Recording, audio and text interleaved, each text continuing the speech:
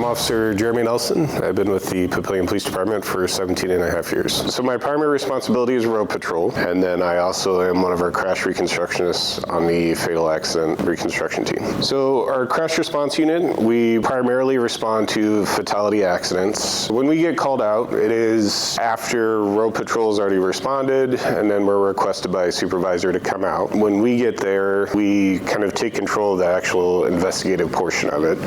Road patrol still manages traffic control and things like that, but we then take over scene documentation. So we usually assign an officer to do photographs, and then we have another officer that comes out and flies a drone, and then they take images of the scene, both just straight down in a what eventually becomes an orthomosaic map, as well as off-axis photos that will eventually be compiled into a 3D model. And then we use a 3D laser scanner. This is what this head spins around and it shoots a laser, and everything that this head can see, it will scan. So it also takes photographs, and then we'll mesh those dots, the laser points, and then colorize them based on whatever is in the room or outdoor setting that we use this in. So this is an example of what our 3D scanner is capable of producing.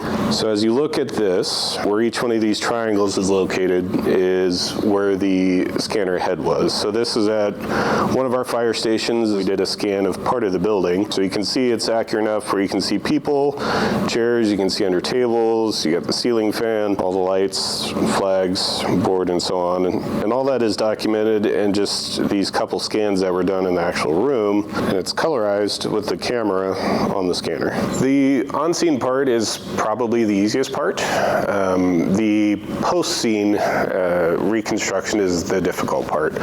So that is where we take all of that data and we compile it into our software that we use that can mesh our point cloud, our 3D model, with our, we also use a GNSS pole that can take GPS points and coordinates. And then all that gets compiled into our scene, and then we use software to process all that data into a usable model that we can provide the county attorney's offices, and then as well as insurance agencies.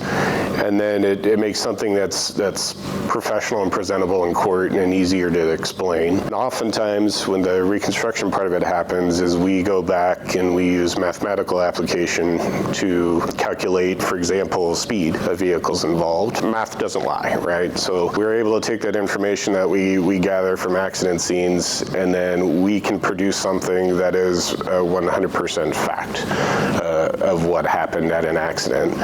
And then that if somebody dies and somebody ends up being charged with motor vehicle homicide, then provides justice in a sense to the victim or their family afterwards.